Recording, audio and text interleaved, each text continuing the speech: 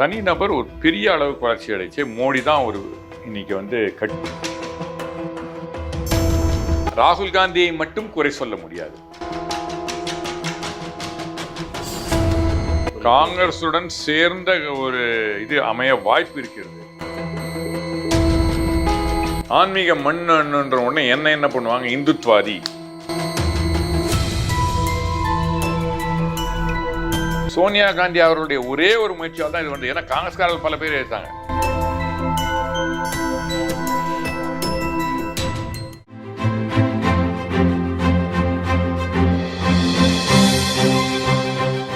GeM TV அரசியல் ஆடுகள பகுதியில் இன்று நம்முடன் இணைந்துள்ள காங்கிரஸ் கட்சியின் மூத்த தலைவர் அமெரிக்கை நாராயணன் அவர்கள் நம்முடன் இணைந்துள்ளார். அவரிடம் இன்றைய அரசியல் நிலவரம் குறித்து விரிவாக பேசலாம். ஐயா வணக்கம். வணக்கம் ஐயா. இப்போ இந்தியாவில் நாடாளுமன்ற தேர்தல் 7 கட்டங்களாக நடைபெற்று வருகிறது. 5 கட்ட தேர்தல் முடிவடைந்து 6வது கட்டத்தை நோக்கி நகர்ந்து கொண்டிருக்கின்றது. 10 ஆண்டுகளாக ஆட்சியில் இல்லாத காங்கிரஸ் இந்த முறை ஆட்சியை கைப்பற்றுவதற்கான வாய்ப்பு எப்படி இருக்கு சார்? அதற்கு முன்னால இன்று மே 21. எஸ் சார், ராஜீவ்காந்தி நினைவு தினம். ராஜீவ்காந்தியுடைய நினைவு தினம். அவர் அழைத்து தான் நான் இந்தியாவிற்கு வந்தேன். 88 அக்டோபர் 2ஆம் தேதி அஃபிஷியலாக அன்றைய தமிழக காங்கிரஸ் தலைவர் பழனியாண்டி அவர்களுடைய தலைமையில் மூப்பனார் அவர்களுடைய முன்னிலையில் நான் இந்த கட்சியில் இணைந்தேன். ராஜீவ்காந்தி இருந்திருந்தால் இன்று எங்கள் கட்சியும் சரி, அதை விட நாடும் சரி. எனக்கு நான் பிறப்பிலேயே காங்கிரஸ்காரன் இல்லை. அவர் அழைத்தார். நாட்டில் எங்கள் வீட்டிலலாம் ஓட்டு போகிறது தான் முக்கியமாக நடக்கும் வழியா. அதுக்கு மேலே ஒன்றும் அரசியல்னா 6 காலத்தோളം பயந்து ஓடுகிறவர்கள் என்னுடைய சுற்றத்தாரும் நட்புகளும். அப்போ அமெரிக்காவில் இருக்குச்சே எல்லாரும் திட்டிகிட்டு இருக்குச்சே நான் சொன்னேன், இந்த நாட்டு அமெரிக்காவில் உட்காந்து இந்தியாவை திட்டிகிட்டு இருந்தேன். ஏன்னா என் வீடு, காரு, ஆஃபீஸு, என் டென்னிஸ் கோர்ட்டு எல்லாமே ஏர் கண்டிஷன் பண்ணி கொடுத்தாங்க. நான் அமெரிக்காவில் 5வது பெரிய கம்பெனியில் 3வது ஆளாக இருக்குச்சு. அப்போ நாட்டை திட்டச்சே, அங்கேன்னு இவ்வளோ வசதியோடு திட்டக்கூடாது, இங்கே நாட்டுக்கு ஏதாவது செய்யணும்னு தோணுச்சு. மற்றவைகள் மூலமாக, அரசியல் மூலமாகத்தான் கோடான கோடி மக்களுக்கு உதவி செய்ய வேண்டும் நினைத்தேன். அப்பொழுது ராஜீவ்காந்தி அவர்கள் 86ல் அவர் பிரதமராக இருக்கும்போது ஹியூஸ்டன் மாநகரில் வந்திருந்தார். நான் இருந்தேன். அப்போ சொன்னார் அவர், உங்களை போன்றவர்கள் இந்தியாவுக்கு வரணும். வெளிநாடுக்கு செல்கின்ற நமது இந்தியர்களை அப்போல்லாம் பிரெயின் ட்ரெயின் அப்படின்னு சொல்லுவாங்க. அதாவது நமது மூளை வெளிநாட்டுக்கு போய் வேஸ்ட் ஆகப்படுதுன்னு. நான் உங்களை பிரெயின் ட்ரெயினாக நினைக்கல, பிரெயின் ரிசர்வாயராக நினைக்கிறோம். எப்படி ஒரு தண்ணி வீணாக போகின்ற தண்ணியை அணை கட்டி உபயோகப்படுத்துகிறோமோ அதே போல் உங்களை நாங்கள் டேப் பண்ணி நிச்சயமாக நாட்டுக்கு பண்ணுறோம். அந்த மாதிரி உங்களை மாதிரி அரசியல் வரணும்னாரு. அதுவும் எனக்கு உந்துதலாக இருந்து அவரில் அவரையும் பார்த்து, தமிழகத்தில் உள்ள அனைத்து தலைவர்களையும் பார்த்த பிறகு இருக்கிற கட்சியில் நல்ல கட்சி உண்மையிலேயே அப்போ சொன்னார் அவர், I am young, I do have a dream அப்படின்னு சொன்னார். நான் ஒரு இளைஞன், எனக்கு ஒரு கனவு இருக்கிறது அப்படின்னு சொன்னார்.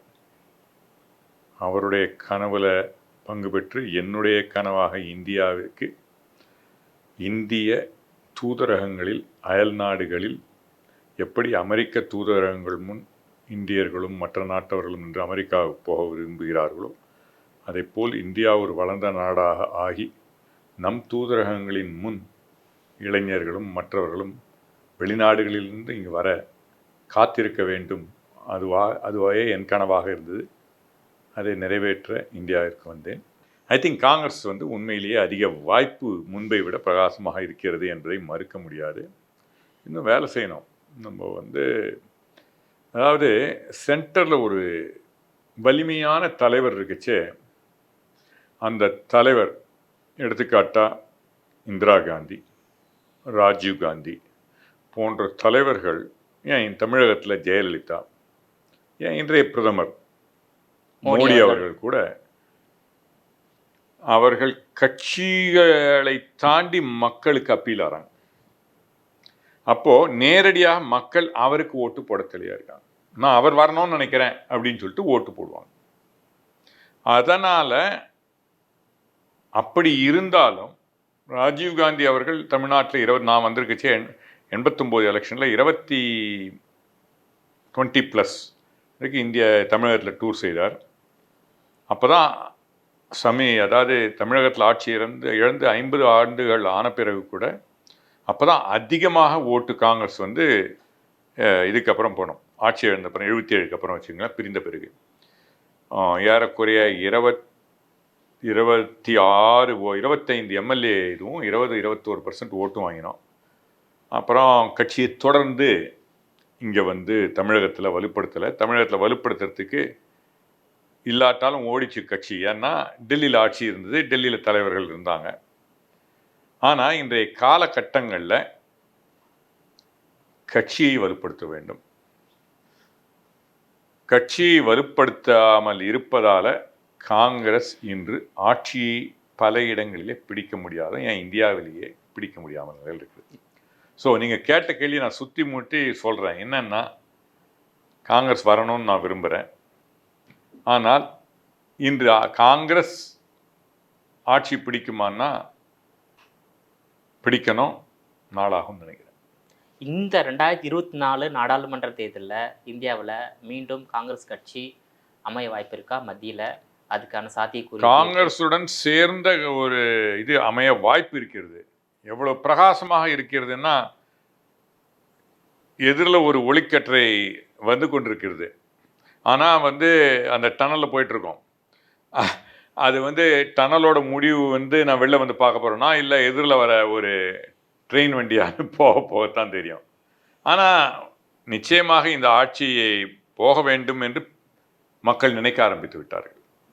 அவர் ஒரு சர்வாதிகாரமான இந்தியர்கள் அனைவருக்குமான ஆட்சியை மோடி தரமாட்டார் என்று நான் சொல்லி வருகிறேன். அதை மக்களும் நம்ப ஆரம்பித்துள்ளார்கள் என்று நான் நம்புகிறேன். இப்போ காங்கிரஸ் கட்சி தலைவராக இருந்தவர்கள், அதாவது முன்னாள் பிரதமர்கள் ஜவஹர்லால் நேரு, இந்திரா காந்தி, ராஜீவ் காந்தி, அதே போல் சோனியா காந்தி, நரசிம்மராவ், ராகுல் காந்தி வரிசையில் இப்போ உள்ள மல்லிகார்ஜுன கார்கே அதுக்கு நிகரான தலைவரா? அதாவதுங்க, தலைவர்கள் யாரும் பிறக்கச்சேவே தலைவராக இருக்கிறதில்ல. ஒரு சில சந்தர்ப்ப சூழ்நிலைகளால் அந்த பொசிஷனுக்கு வராங்க. ராகுல் காந்தி அவர்களே சொல்லியிருக்காரு, நான் இந்த குடும்பத்தில் இல்லைன்னா நான் எங்கே இருக்க போகிறேன்னு அவரே சொல்லியிருக்காரு. ஸோ அந்த பொசிஷனுக்கு வந்தப்புறம் அவங்க எப்படி செயல்படுறாங்கன்றது பொறுத்து தான் வளர்ச்சியோ வீழ்ச்சியோ அவர்களுக்கு மட்டும் இல்லை, கட்சிக்கும் அவர்கள் சார்ந்த அமைப்புக்கும். இவர் வந்திருக்காரு, காலம் பதில் சொல்லுவான். Time it's too early to say அவர்களுக்கு நிகரான தலைவரானா. நான் தலைவர்கள்லாம் நிரந்தரமாகவோ அவர்களுக்கு பெரிய இது இருக்குல்ல, அவர்கள் செய்கின்ற செயல்தான் அவர்களை தலைவராக்குகிறது. அந்த இடத்துல அவர்களுக்கு வாய்ப்பு இருந்தால் நானே என்னால் சொல்ல முடியும், ஒன்று பெரிதாக செய்திருக்க முடியும். தமிழகத்தில் இன்று அண்ணாமலைக்கு கொடுக்கக்கூடிய பேக்கப் மத்திய அரசு கொடுக்குது, அவங்க கட்சி கொடுக்குது. அதை காங்கிரஸிற்கு நான் வந்தபோது கொடுத்திருந்தால் என்னால் இந்த கட்சியை இன்றைக்கு ஆட்சி கொண்டு இருக்க முடியும். இழந்த வாய்ப்புகள் எனக்கு, நாட்டுக்கு, கட்சிக்கு. கட்சிங்கிறது ஒரு தனி நபரை சார்ந்தில்லை, ஒரு தனி குடும்பத்தை சார்ந்தில்லை. ஆனால் அந்த தனி நபர் ஒரு பெரிய அளவுக்கு வளர்ச்சி அடைச்சு. மோடி தான் இன்னைக்கு கட்சி, மோடி கட்சியை விட பெரிய ஒரு பிம்பமாக தெரிகிறார். அது அவர்களுடைய கட்சிக்கும் நல்லதில்லை, நாட்டுக்கும் நல்லதில்லை. அதுதான் காங்கிரஸுக்கும் பொருந்தும். அதாவது பாஜகவில் பிரதமர் நரேந்திர மோடி அவர்கள், அமித்ஷா, ஜேபி நட்டாலாம் ஒரு வலுவான தலைவராக இருக்காங்க. அந்த மாதிரியான ஒரு வலுவான தலைமை காங்கிரஸில் இல்லை என்ற ஒரு குற்றச்சாட்டு இருக்குது. மல்லிகார்ஜுன கார்கே ஒட்டுமொத்த காங்கிரஸ் தொண்டர்களும் ஏற்றுக்கொள்ளக்கூடிய ஒரு தலைவராக இருக்கின்றாரா? அதில் ஏதேனும் குறைபாடு இருக்கின்றதா? அதுங்க, winner has many father, loser is an orphan. வெற்றிக்கு பல பேர் உரிமை கொண்டாடுவார்கள், தோல்வி ஒரு அனாதை தான். அதனால் அவர் வெற்றியா தோல்வியா என்ற பொறுத்து தான் இதெல்லாம். யாராவது ஒரு வரைச்சே இப்போ நான் என்னால் செய்ய முடியும்னு நினைக்கிறேன். எனக்கு இருப்பது இயல்பே. அதை மீறித்தான் ஒரு தலைவர் இருக்கணும். எல்லாருக்கும் எல்லாரையும் பிடிக்க முடியாது, பிடித்திருக்க வேண்டிய அவசியமும் இல்லை. அப்படி இருப்பவர்கள் ஒரு கட்சியோ நாட்டையோ ஒரு குடும்பத்தையோ இல்லை ஒரு நிறுவனத்தையோ நடத்த முடியாது. அதனால் எல்லா தொண்டர்களுக்கும் பிடித்திருக்கிறதான்ற கேள்வி இல்லை. இன்றைக்கு ராகுல் காந்தியை நான் விமர்சித்துள்ளேன். ஆனால் முன்னை விட பெற்றார். ஒரு 2 வருடத்துக்கு முன்னே சொன்னேன், அவர் நான் கட்சிக்காரங்க என்ன மாதிரி இருக்கவங்க ஓட்டு போட்டாங்கன்னா அவர் தான் இந்தியாவுடைய பிரதமர். ஆனால் மக்களும் ஓட்டு போடணும், மக்கள் அவருக்கு ஓட்டு போடலை, அதுதான் உண்மை. ஆனால் முன்பை விட மக்கள் நம்பிக்கையை அதிகமாக பெற்று வருகிறார். மக்கள் நம்பிக்கை பெற்று வரக்கூடிய ராகுல் காந்தி அவர்கள் கட்சியினுடைய தலைவராகவும் பிரதம வேட்பாளராகவும் இருந்திருந்தா இன்னமும் இந்த தேர்தலில் இல்லை, அதை பல முறை இருந்து பார்த்துட்டாரு, அவரால் முடியலன்றதால் தான் இவர் கொண்டு வர்றாரு. See, you cannot. ஆனால் ஒன்று, நான் ராகுல் காந்தி பாராட்டுறேன், சொன்னதே செய்கிறார். அதுக்காக நான் என்ன சொன்னேன், ராகுல் காந்தி ஒதுங்கி இருக்க வேண்டும்னு நான் சொன்னேன். கட்சியை விட்டு போனோன்னு சொல்ல, தலைமை பதவியிலேருந்து அது பண்ணார், பாராட்டுறேன். அதாவதுங்க, ஒன்று சொல்ல முடியுங்க, அடி மேலே அடி ஒருத்தரை குறி வச்சுக்கிட்டு தாக்கிக்கிட்டே இருக்காங்க. குறைந்தது 10-15 வருடமா. விழுவது எழுந்திருப்பதற்காக என்பதற்கு இலக்கணமாக வேறு ஒரு தலைவரை அரசியலில் நாம் பார்த்ததில்லை. இவ்வளவு காலம் தொடர்ந்து அவரை குறிவைத்து தாக்கி இருந்தாலும் நானே கூட சொல்லியிருக்கேன், தாக்கலை சொல்லியிருக்கேன் அவர் இது இருக்கணும்னு. அதையெல்லாம் மீறி ஒரு விடா முயற்சிக்கு நிச்சயமாக அவருக்கு பாராட்டணும். Time will del.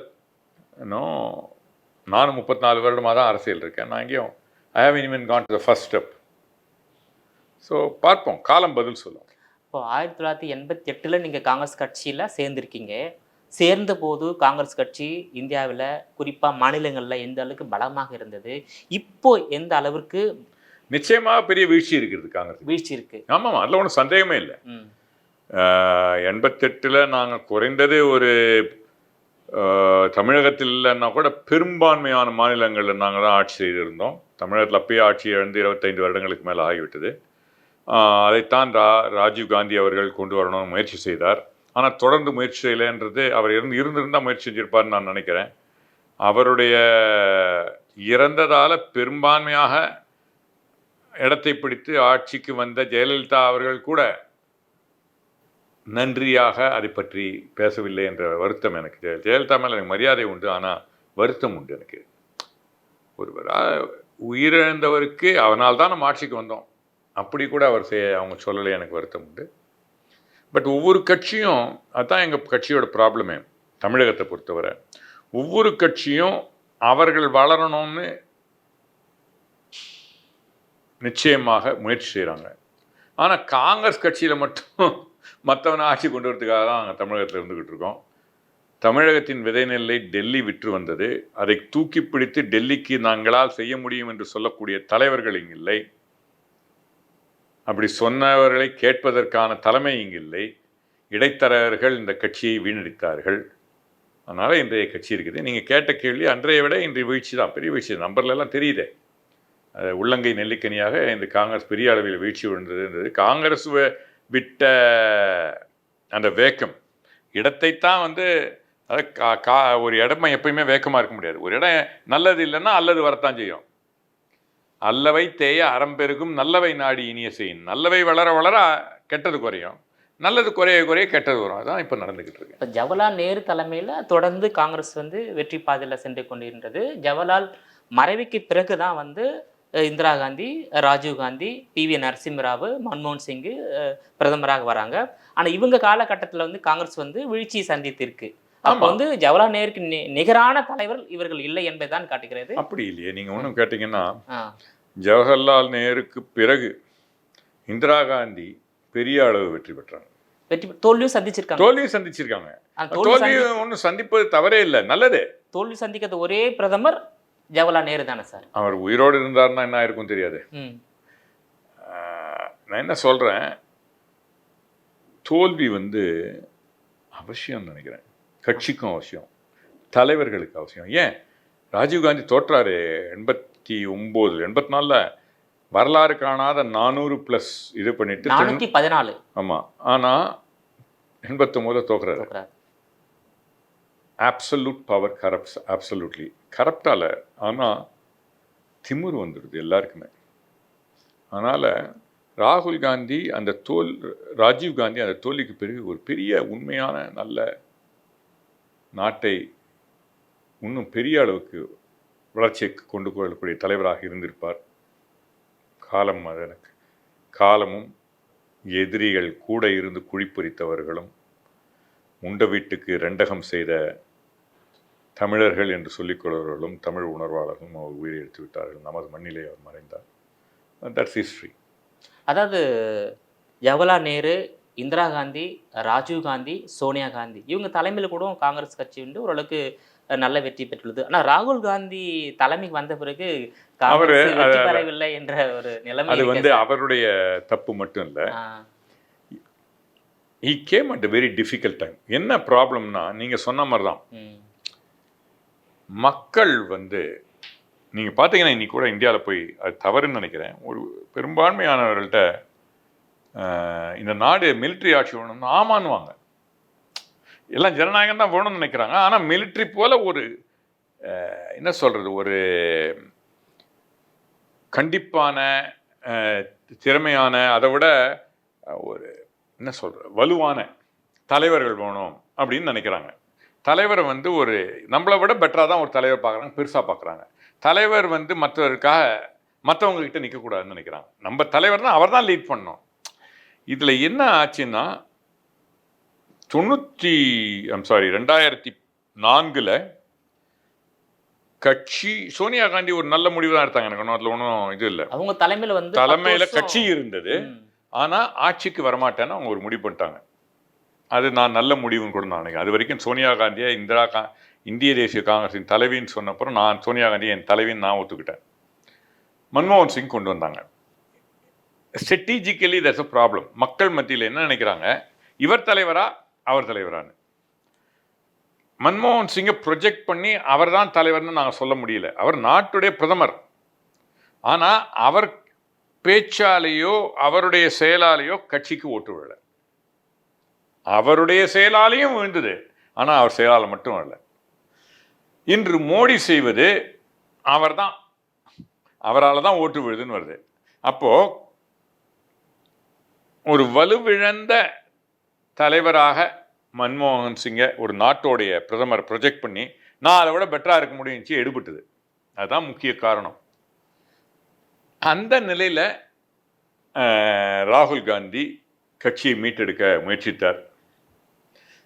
அதான் வீக்கஸ்ட் பாயிண்ட். எங்களுக்கு 55 கூட வாங்கலை. அந்த இதில் 2014 எங்களுக்கு வந்து 2014 நீங்க வெற்றி பெற்றது 44 தொகுதி தான். 2019 குறைந்தபட்சம். ரொம்ப அதை விட 44 விட குறைந்த ஒரு இது வாங்கினதே இல்லை நாட்டில். அந்த நேரத்தில் ஒரு கட்சியை தூக்கி நிறுத்துறதுன்றது கடினமான காரியம். ஸோ அவர் ஒரு கடினமான நேரத்தில் எடுத்தார். பட் தென் அதுதான் லீடர்ஷிப்பு. அதனால் ராகுல் காந்தியை மட்டும் குறை சொல்ல முடியாது. ஆனால் அவர் முயற்சி செய்தார், சரியாக முடியவில்லை என்பது தான் ஹிஸ்ட்ரி. ஸோ காங்கிரஸுடைய சித்தாந்தம் மீது மக்களுக்கு ஏதேனும் அதிருப்தி ஏற்பட்டுள்ளது. ஏன்னா சுதந்திரம் அடைந்து 75 ஆண்டுகளில் 55 ஆண்டுகளுக்கு மேலாக இந்தியாவை ஆண்டது காங்கிரஸ்.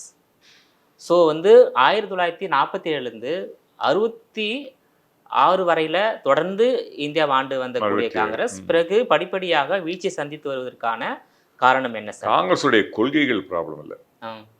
காங்கிரஸின் கொள்கைகளை சரியாக மக்களுக்கு எடுத்து செல்லாத கட்சியின் தலைவர்கள், தொண்டர்கள், நான் உட்பட தான் காரணம். காங்கிரஸை விட இந்தியாவை புரிந்து கொண்ட தலைவர்களில் யாரும், அது மோடியும் கிடையாது, ஏன் ஜவஹர்லால் நேரு கூட கிடையாது, மகாத்மா காந்தி மாதிரி இந்தியாவை புரிந்து கொண்ட தலைவர் யாருமே கிடையாது. இந்த நாடு தமிழகம் உட்பட ஆன்மீக மண். நல்லா புரிஞ்சுக்கணும். ஆன்மீக மண் சொல்றீங்க, ஆனா ஆன்மீகத்துக்கு எதிரான ஒரு கட்சி தான் தமிழ்நாட்டிலையும் இருக்காங்க. இன்றைக்கு காங்கிரஸ் மேலேயும் அந்த முத்திரை விழுந்துக்குது. விழுந்துடுச்சு. எஸ். ஆன்மீக மண் எப்படின்னா, ஆன்மீகம்ன்றது ஒரு மதத்தை குறிப்பதில்லை.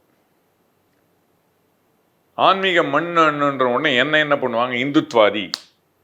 ஹிந்துவா இருக்கிறது நல்லது தான், ஹிந்துத்வாதின்னு ஒரு முத்திரை கொடுத்தாங்க. அது தவறுன்னு நினைக்கிறேன். இந்துத்வாதம்ன்றது தவறு. ஒவ்வொரு கூட்டமும் ஆரம்பிச்சு மகாத்மா காந்தி அவர்கள் இந்த மண்ணும் ஆன்மீகமும் ஒன்றோடு ஒன்று பிணைந்தது, கலந்தது. அது ஆழ்வார்களாக இருக்கட்டும், நாயன்மார்களாக இருக்கட்டும், அதுக்கு முற்பட்ட சங்க இலக்கியமாக இருக்கட்டும், தமிழும் சரி, மற்ற இவைகளும் சரி, ஸ்பிரிச்சுவாலிட்டி இல்லாத மொழியே இல்லை, ஆன்மீகம் இல்லாத மொழியே கிடையாது. ஒன்றோடு ஒன்று இணைந்தது. வலது கண் முக்கியமா இடது கண் முக்கியமான்ற மாதிரி இரண்டரை கலந்தது. மக்களுடைய வாழ்க்கையில் ஆன்மீகம் கலந்துள்ளது. ஸோ அதை புரிந்து கொண்டு தான் மகாத்மா காந்தி ஒவ்வொரு கூட்டத்தையும் பகவத்கீதை, குரான், பைபிள் சொல்லி ஆரம்பித்தார். வெஸ்டர்ன் எஜுகேட்டட் நேரு உட்பட ஆட்சி வேறு ஆன்மீகம் வேறுன்னு புரிஞ்சுக்கிட்டாங்க. தவறில்லை, ஆட்சி வேறு ஆன்மீகம் வேறாக தான் இருக்கணும். ஆனால் அதை என்ன பண்ணிட்டாங்க, அதை எடுத்து கடவுளே இல்லை, கடவுளை நிந்திக்க ஆரம்பித்தாங்க. தமிழகத்தில்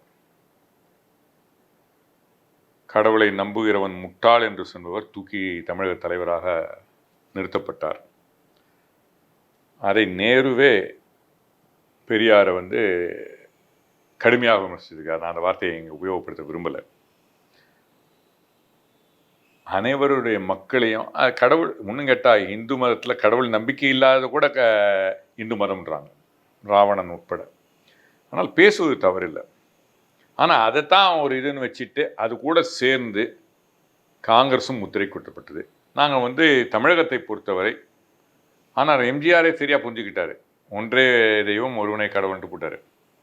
ஆனால் இன்னைக்கு எம்ஜிஆர் பெரியாரை தூக்கி வச்சு கொண்டாடலை, அண்ணாவை தூக்கினார். அண்ணாவே அதில் விலகிட்டார். ஆனால் அதற்கு பிறகு வந்த தமிழகத்தில் உள்ள ஒரு கட்சி பெரியாரை தூக்கி கொண்டாகிறது என்று பெரியார் மண்ணுன்னு சொல்கிறாங்க. சத்தியமாக பெரியார் மண் இல்லை. திமுக அண்ணாயிசம் பெரியாரிசம், அதிமுக முற்றிலுமாக அண்ணாயிசமாக தான் இருக்காங்க.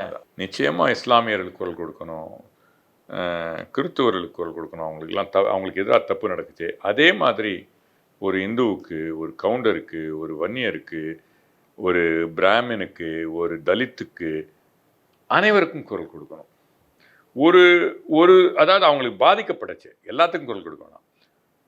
அடித்தட்டு மக்களுக்காக இன்னும் அதிகமாக குரல் கொடுக்கணுன்றது தவறே கிடையாது. ஆனால் அதான் காந்தி புரிஞ்சுக்கிட்டாரு. காந்தி என்ன சொன்னார், உங்களுடைய ஒரு இது வச்சு பலரும் பாதிக்கப்படலாம், ஆனால் அதில் யார் அதிகமாக பாதிக்கப்பட்டவனுக்காகத்தான் நீங்கள் முடிக்கணும். 2 பேர் பாதிக்கப்படுறாங்க, பாதிக்கப்படாமல் செய்ய முயற்சிக்கணும் யாருமே. பட் 2 பேர் பாதிக்கப்பட்டுச்சு, அதிகமாக பாதிக்கப்பட்டவனுக்காக நீங்கள் குரல் கொடுக்கணும், செய்யணும்னாங்க. ஆனால் இப்போது ஒரு குடுமையை கட் பண்ணுறான், அதுக்காக நீங்கள் குரல் கொடுக்கலன்னா அப்புறம் நீங்கள் என்ன கட்சி? இதுதான் விஷயம். இன்று காங்கிரஸ் அழிந்ததற்கு இதை போன்ற பல விஷயங்கள் காரணம். காங்கிரஸை போல 2004 2014 right to education, right to இன்னும் கேட்டால் காங்கிரஸ் வீழ்ச்சி அடைந்ததற்கு காங்கிரஸ் கொண்டு வந்த ஒரு சட்டம் காரணம். அது நல்லது தான். ரைட் டு இன்ஃபர்மேஷன் ஆக்டால தான் பல விஷயங்கள் வெளில வந்தது. இன்னைக்கு மோடி அதை அழிக்கிறாரு. அதற்கான ஒரு இதுவரை கமிஷனர் கான்ஸ்டியூஷனல் அதை நியமிக்காமல் இருக்காரு. பல விஷயங்களில் உண்மையை தகவல் பெறும் சட்டத்து மூலம் உண்மையை தராமல் இருக்காங்க. ஆனால் சோனியா காந்தி அவர்களுடைய ஒரே ஒரு முயற்சியால் தான் இது ஏன்னா காங்கிரஸ்காரர்கள் பல பேர் எடுத்தாங்க. அதே மாதிரி தான் ராகுல் காந்தியுடைய முயற்சியால் தான் ஒரு அரசியல்வாதிகளுக்காக தனி 2 வருடத்துக்கு மேலே இருந்தால் அவங்க ரிசைன் பண்ணியா ஆனோன்னு எல்லா கட்சிகளும் சேர்ந்து காங்கிரஸ் உட்பட பண்ணாங்க. ராகுல் காந்தி அதை கீழ்ச்சி போட்டார். நல்லது தான். ஸோ இந்த ப்ராப்ளம் என்னென்னா, அங்கே சரியாக கம்யூனிகேட் பண்ணல. 2Gயில் குற்றம் நடந்திருக்குது, அந்த அவங்க சொன்ன அளவு இல்லை. ஆனால் குற்றம் நடந்திருக்குதுன்னு ஒத்துக்கிட்டு நாங்கள் எல்லாம் பண்ணியிருக்கோம்னு சொல்லாமல் குற்றமே நடக்கல, நோ லாஸ்ன்னு ஒரு எங்கள் கட்சியை சேர்ந்த ஸ்போக்ஸ் பர்சன் சொன்னார். நான் தமிழகத்தில் பேச தெளிவாக சொல்கிறேன், குற்றம் நடந்திருக்கு, ஆனால் நீங்கள் சொன்ன அளவில் நடக்கலைன்றது தான் என்னுடைய வாதமாக இருக்குது. நான் எனக்கு தெரிந்து எப்பயுமே உண்மையைத்தான் பேசுகிறேன். நான் உண்மை இல்லாத சில நேரங்கள் சொல்லிட்டேன், உடனே தெரிஞ்ச உண்மை இல்லைன்னு தெரிஞ்ச உடனே நான் ஒத்துக்கிறேன் அதை. ஸோ நம்பகத்தன்மை இல்லாத ஒரு கட்சியாக காங்கிரஸ் ஆகிவிட்டது. கன்சிஸ்டண்ட்டாக இருக்கணும். நீங்கள் வந்து எலெக்ஷனுக்காக ஷோ போட்டிங்கன்னா பார்த்துக்குவாங்க மக்கள். இப்போ மோடி வந்து சொல்கிறாரு, நான் இஸ்லாமியர்களுக்குமான ஆட்சி, நான் வந்து இதெல்லாம் பற்றி பேச போகிறலன்னு. ஆனால் மக்களுக்கு தெரியும் அவர் என்ன சொல்கிறாருன்னு. அதே தான் மற்ற விதத்துலேயும் நீங்கள் கன்சிஸ்டண்ட்டாக இருக்கணும். காங்கிரஸ் அது கன்சிஸ்டண்ட்டாக இல்லாததால் தான் இன்றைய பெரிய தோல்விக்கு காரணம். வருங்காலத்தில் ஒரு கன்சிஸ்டண்ட்டாக ஒரு கொள்கையில், காங்கிரஸ் கொள்கையை விட உண்மையிலேயே நல்ல கொள்கை, அனைவர்களுக்குமானதுன்றத ஒரு எந்த ஜாதியோ எந்த மதத்தையும் சேர்ந்தவங்க காங்கிரஸில் கம்ஃபர்டபுளாக இருக்கலாம். ஒருத்தர் ரெண்டு பேர் தான் பேசுவாங்க. ஆனால் கட்சியினுடைய கொள்கைகள் இது தெளிவாக இருந்தது. அதை போன்ற கட்சி வெகு சில கட்சிகளே இந்தியாவில் இருக்குது. அதனால் நிச்சயமாக காங்கிரஸ் இந்தியாவிற்கு அவசியம். அது இருந்தால் தான் இந்தியா நல்லாயிருக்கும். உங்களுடைய விரிவான தகவலுக்கு ரொம்ப நன்றி சார். வாய்ப்புக்கு நன்றி. நீங்களே மீண்டும் இது போன்ற மற்றொரு அரசியல் ஆடுகளத்தில் மற்றொரு ஆளுமையுடன் சந்திக்கும் வரை உங்களிடமிருந்து விடைபெறுவது நான் உங்கள் விஜயபாலன்.